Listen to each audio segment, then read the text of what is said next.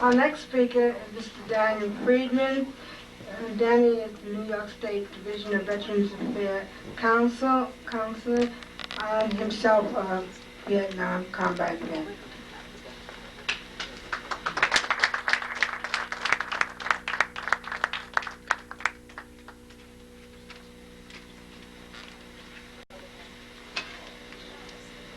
My turn to be nervous now, I suppose.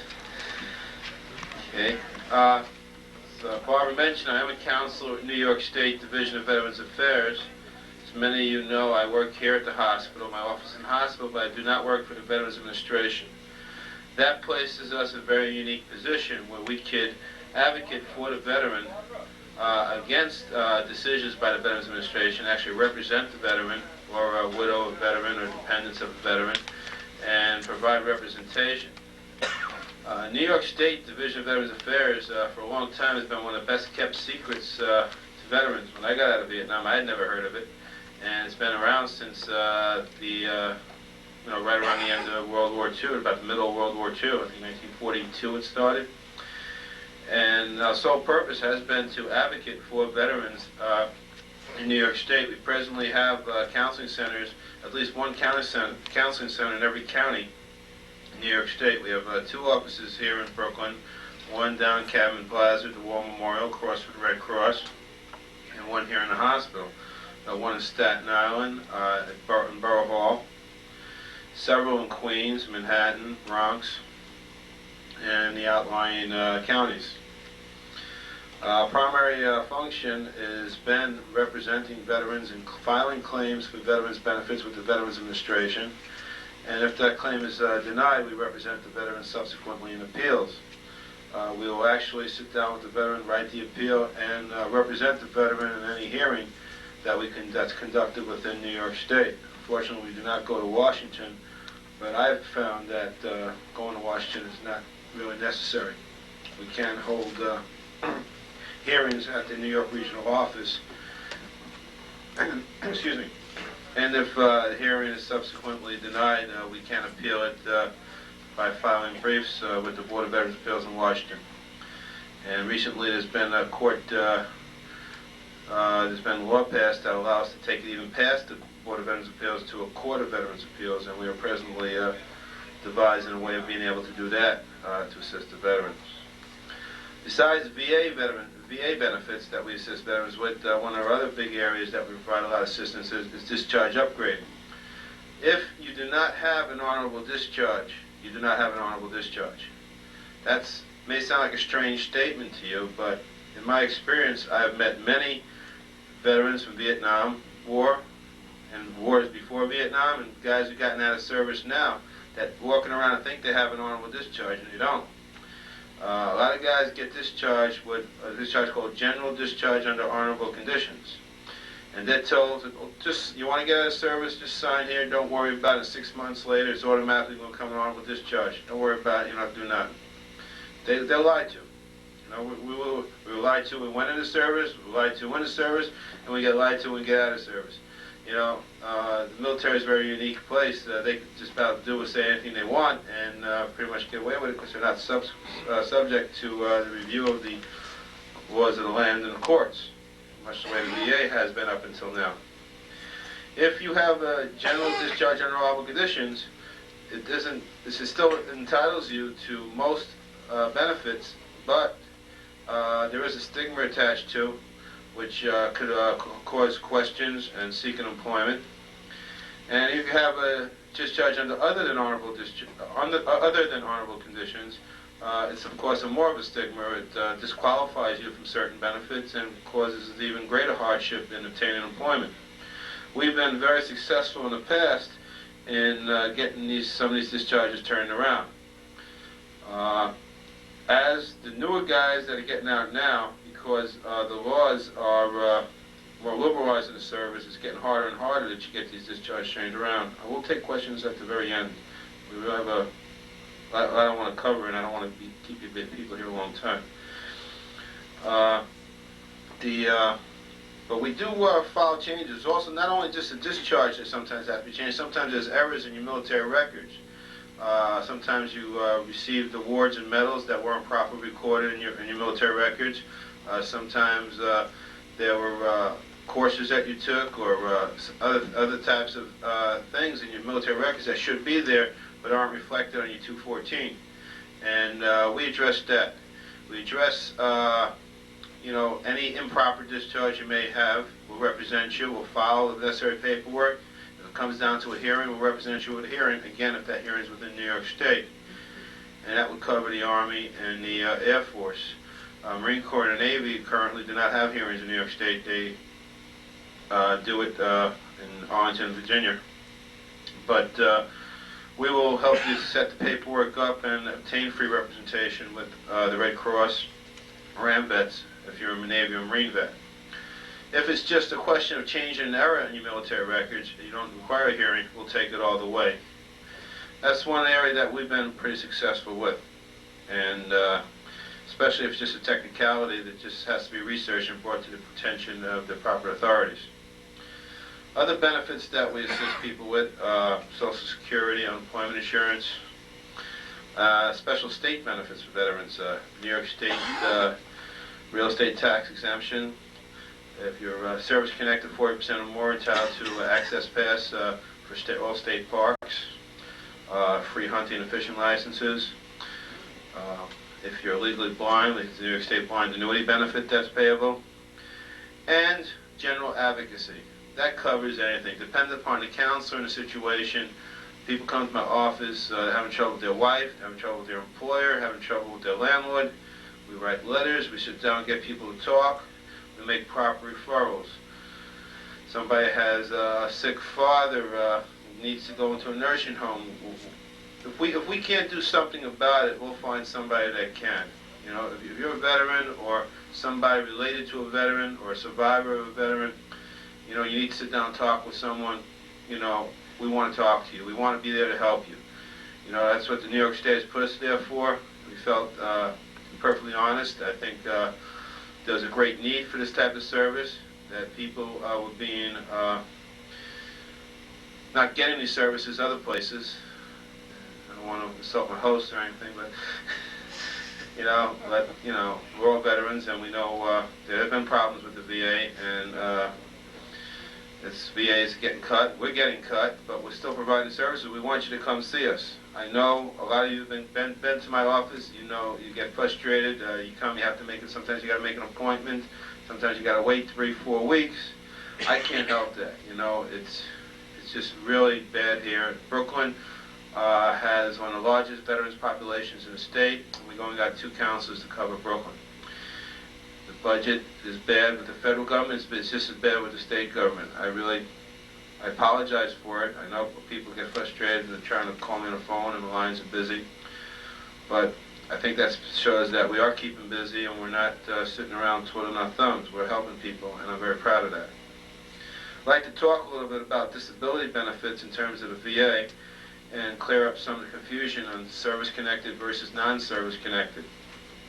Service-connected disability basically means that you're claiming to have a disability that was incurred by your military service or aggravated by military service and still exists today. Okay? And the main criteria is you have to prove, and the emphasis is on us, you and I, myself as your representative, we have to prove that this disability was incurred or aggravated by military service. It wasn't just something that was a result of you growing old or something that you had before you went to the military and was not affected by military service. And with the Vietnam vets, we're out of service about 20 years. World War II vets, they're out of service 40 years. It becomes, the longer you're out of service, the harder it is to prove that this was caused by military service. We have to, first we try to get your military records and see if it's in your, if it's still in your 201 file, if it still exists. If that's not the case, then we try to develop alternate sources of evidence. But we have to prove it was caused by military service, and that's the bottom line. Once we establish that the disability was caused by or aggravated by military service, then it's just a question of, does it exist now, and how bad is it now? And that's done by the VA. They rate it. They examine you, and they assign a rating. This is done strictly. They have a book called Diagnostic Code, and it's very cut and dry. The objective part of it is proving the service connection. Once you're assigned service-connected rating, it can be anywhere from 0% all the way up to 100% in increments of 10. Your financial status has no bearing. You could be working, you could be a lotto winner. If you're service-connected, and you're going to get that money. A non-service-connected disability is an entirely different matter. There's no such thing as 10% and 20% or stuff like that. It's all or nothing. Either you have to meet 3 criteria for non-service connected disability pension. First of all, you have to be a wartime veteran. You had to have served during a period of wartime. Service connected, you could be coming out of service right now and hurt yourself in basic training and you're service connected. Non-service connected pension, you have to be a World War II, World War I, Korean era, Vietnam era. You didn't have to serve in the war, you didn't have to be overseas, but you had to serve during wartime period. Second criteria is you have to be proven medically to be totally and permanently disabled for employment purposes. It means that your disability is of a more or less permanent nature and there is no possibility that you could be employed in the foreseeable future. Doesn't necessarily mean ever, but it would have to be foreseeable future. The younger you are, the more severe your disability would have to be. Someone who's 65 years of age or older, the VA will presume the disability end.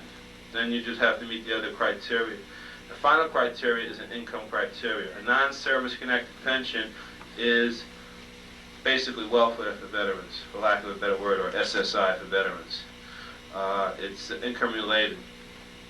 And all sources of income other than public assistance is counted. Social Security income is counted. Your spouse's income is counted. Any other pensions, any other type of disability benefits you get, and it's all counted as income. It's not a big benefit. Basically, the VA has it in the books so that no wartime veteran will starve on the street if they can't work because of disability. There are similar benefits for widows of veterans, although they're greatly reduced. You can get further information on this at any of our counseling centers, and we urge you to call us and make an appointment and come in and see us. I'd like now to talk a little bit about post-traumatic stress disorder and obtaining benefits for this. I know that's why we're here today to talk about PTSD.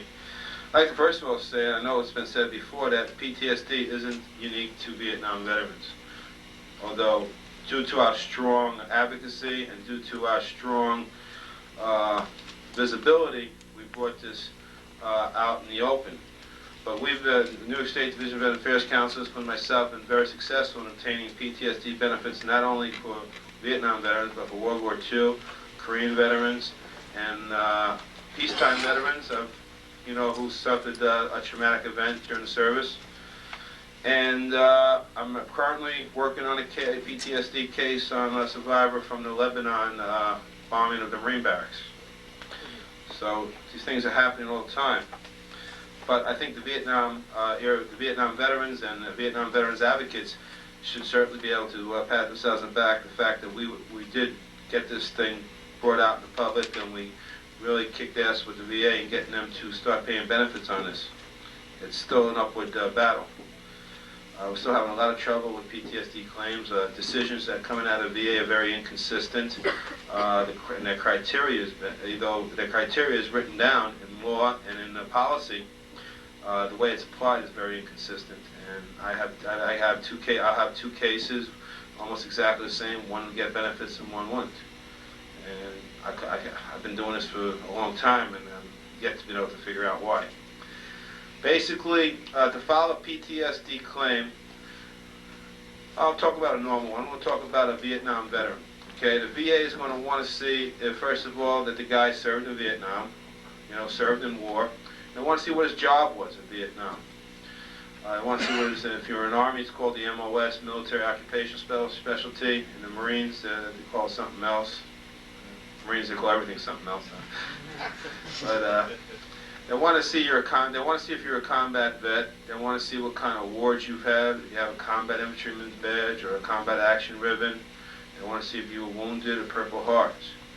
They want to talk to you about your experiences in Vietnam. They want to talk to you about if you remember specific battles that you were involved in. If you remember the names of anybody close to you that were killed or wounded. They want to ask you names, dates, and places.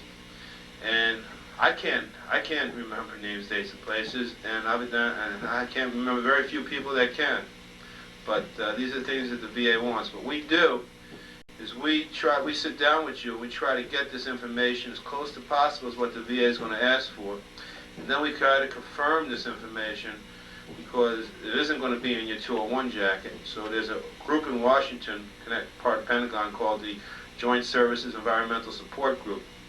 If we write to them and just tell them what unit you were in and when you were there, and we describe a specific incident, Johnny Jones remembers that his friend Jimmy Smith was killed at a battle at Fire Base Frenzell Jones on approximately such and such a date. They can, by researching unit histories, they can confirm this information. That greatly helps us with our claim with the VA. Once we establish that you were in Vietnam and that you have that you were probably subjected to what they call stressors. Stressor is the incident that is causing you to have problems with Vietnam now, and the doctors and other people have described the symptoms of Vietnam, and then we can present a good solid case. But this is a very long process. Most PTSD cases are denied initially, and almost all of them are. And most of the ones that I've been able to win, that we, New York State, been able to win for the vets, have been won on appeal, and there are several levels of appeals. And we want to emphasize that it is a long battle, and we're in it for the duration, and we want you to be in it for the duration. We don't want you to be frustrated. They turn people down a lot of times initially because they want you to just drop the claim and leave them alone and save the government some money. Well, we're not going to let them off the hook that easy. We're going to keep appealing, and there's several levels of appeals, and every time we take it to another level, we increase the evidence and we dig up as much evidence as possible. But the thing to remember is that the VA has their criteria, and it's forever changing. It's forever being applied differently by different rating boards, by different levels of the VA. So we want you not to be frustrated. If you have a problem related to PTSD, if your therapist tells you you have a problem, and if that problem is keeping you from working, it's keeping you from living at least a halfway decent life, then you should be entitled to some compensation, and we'll do everything we can to help you get it. There's several. You could be working and receive compensation for PTSD. I've seen PTSD payments at 10%, at 30%, at 70%, at 50%, 70%, and 100%. 100% is always the hardest for any type of disability.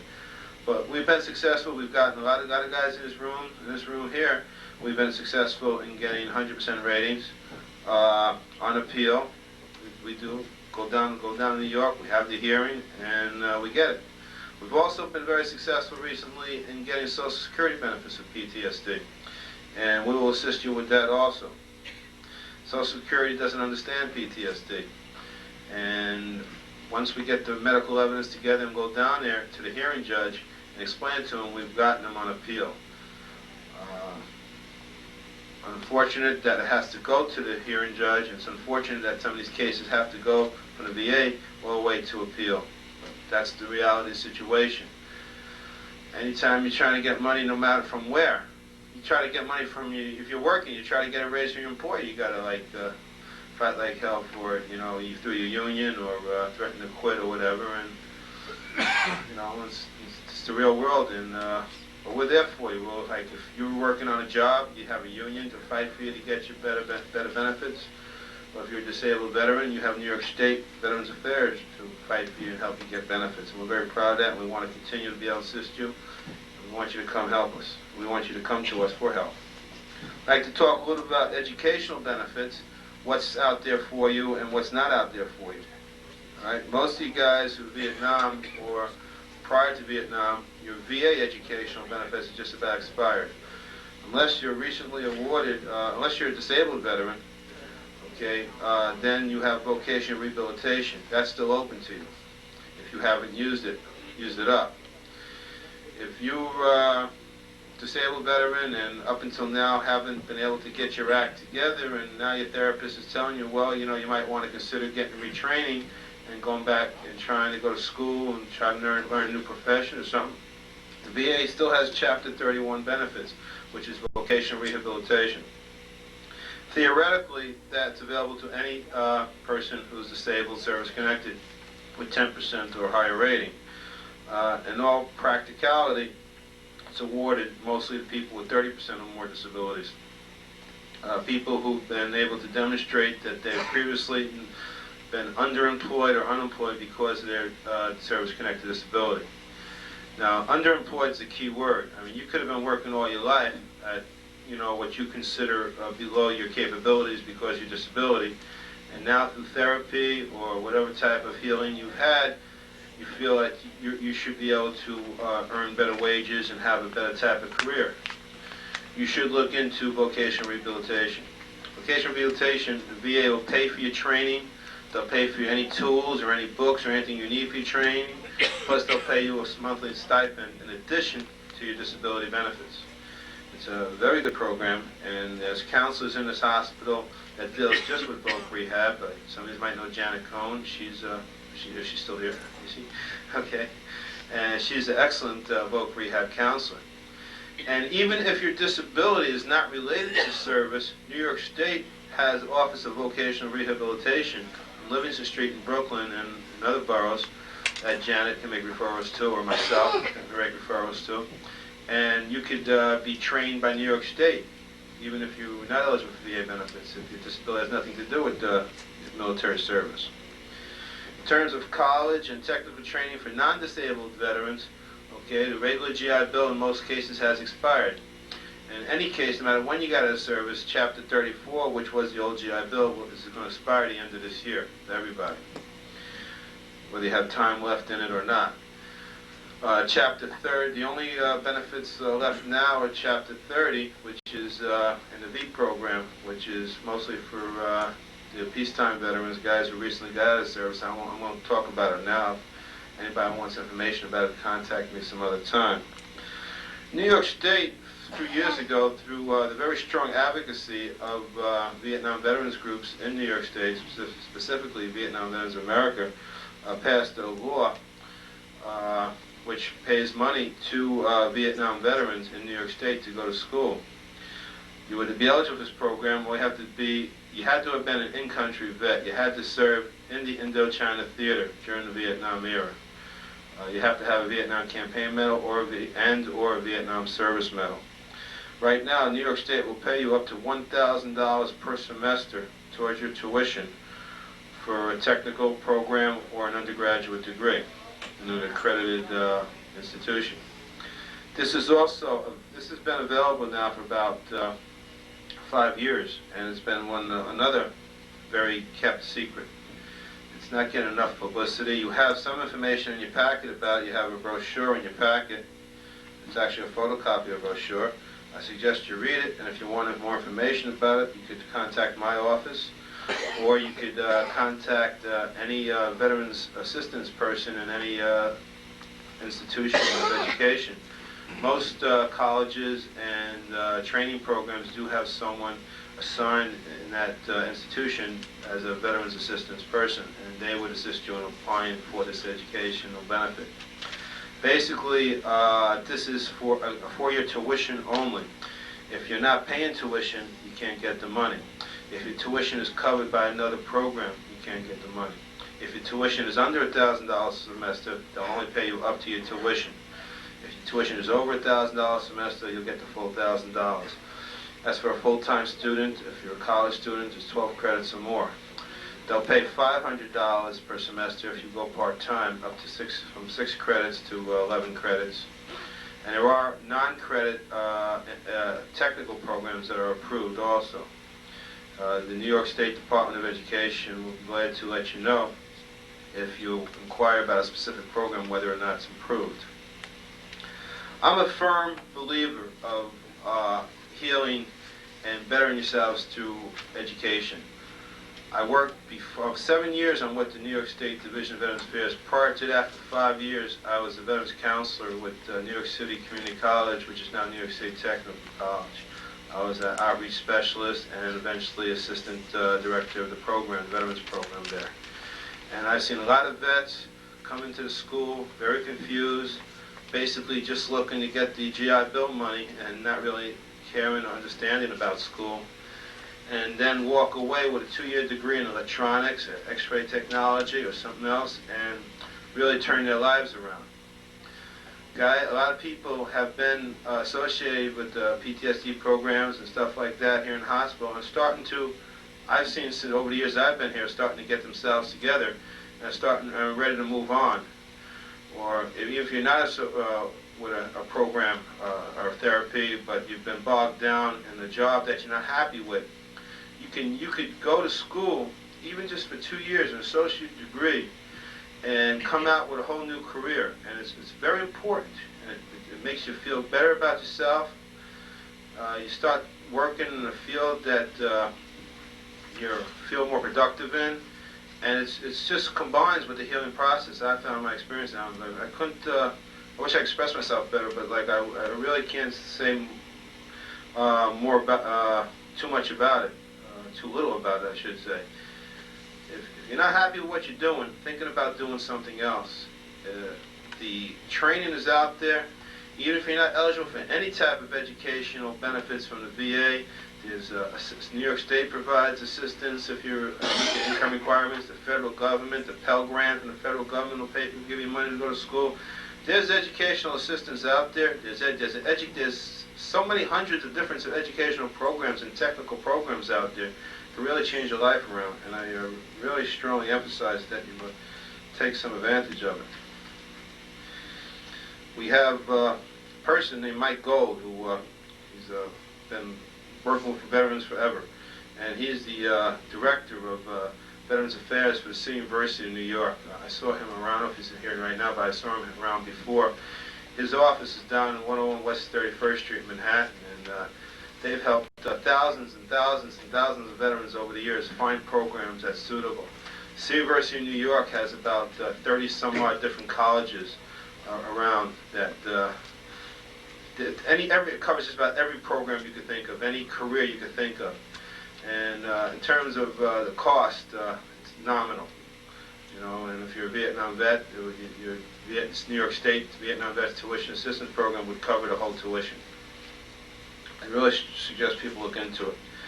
I know we're running short of time, and I'd just like to just touch on another concern that I think a lot of people have expressed, and that's the recent cuts in health care benefits for Vietnam vets. People might have noticed the hospital has every so often publishing new regulations about who can get health care and who can't, not just for all veterans.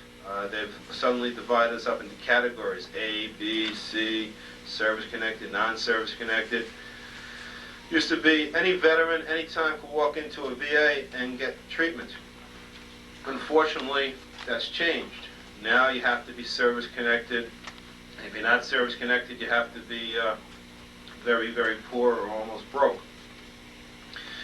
And if you have a halfway, half-assed job, and if you're making $80,000 a year, which certainly isn't a whole lot these days, the VA can say no, we can't treat you if you're not service-connected. And we've been very angry about this. My boss in New York State has been, from the governor on down, has been fighting Congress and writing letters and stuff, trying to get this thing changed around. The director of this hospital has been very angry about it. He doesn't like turning away veterans. He's very angry about it. He's been, in my opinion, put his job on the line just about in inciting veterans groups to do stuff about this. Not too long ago, representatives of several veterans groups went down to Washington and met with the Chief of Staff for the House Veterans Affairs Committee. And then a couple of weeks later went back again and met with the Assistant Secretary of the Department of Veterans Affairs and some people from the medical thing. And we told them how upset we are about the cuts that this hospital is suffering, as well as medical care all over the country. And if we let them get away with it, they're going to continue to cut us. And pretty soon, there isn't going to be a PTSD group. There isn't going to be drug or alcohol treatment. There may not even be a VA hospital. As a personal note, I think you should remain informed on these issues.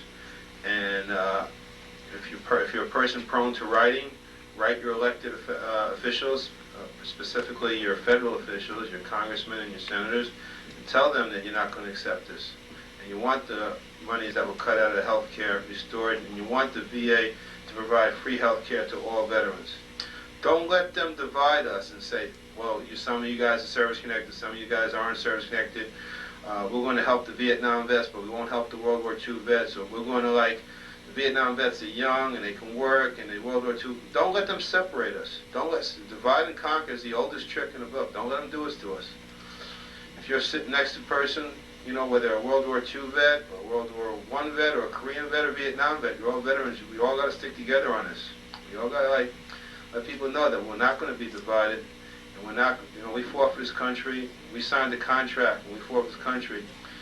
There were medical benefits available to us when we came home. And we're not going to let the government, we didn't run and hide. We're not going to let the government run away from us. And New York State will stick by you. I'll stick by you. All our counselors are vets, and we're here. And that's all I really got to say, and if you got any questions, I'll be glad to answer. The Social Security issue, the SSI, is that part of the state? That's federal. That is federal. Well, it's administered by the only part the state plays in SSI is they make the disability determination. SSI is basically it's administered by the Social Security Administration. You go to the Social Security office, which is federal, and you apply for the benefit. You apply for Social Security. But if you haven't worked long enough to qualify for Social Security disability, then they'll pay you SSI instead. Basically, SSI is the same as welfare, except you're disabled. They'll pay you welfare if you're able to work and not able to find work. And they'll pay you SSI if you're physically unable to work, but haven't worked enough under Social Security to qualify for Social Security disability. What I'm getting at is, in other words, they're making forward, what is Social Security? It's just it's basically like just a contract agency. This is the state board for disability determination. They do the ratings for SSI, for Social Security, and everything like that. But it's not. The benefit itself is not administered by the state. It's a federal benefit. What I'm getting at is, do you find that one little section you're talking about, a lot of anti-veterans in there? No. I see a little conspiracy going on with them too, like with the DA. Well, I just find it hard to get money from the government at any level.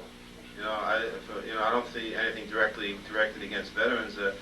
When I've done the Social Security hearings I've found them, if anything, more sympathetic to veterans. But it's just getting any money from any level of government right now is like pulling teeth for anybody. We're not starting about like today, say, what was that excuse, pay 50 years? Yeah. But what I say, Harder now. like the VA now is, the last many years, the Veterans of America has come up with the war. It's time that somebody starts looking at these other people. Now, like say, hypothetically, the Department of Defense stock says you're permanently disabled, Chief of Naval Surgery VA says you're disabled, and they send you to a state doctor, they say you're permanently disabled. Now, boy, they'll go back, say, 15 years, say, this day he will. Heartworm disease? No way. Simparica Trio is the first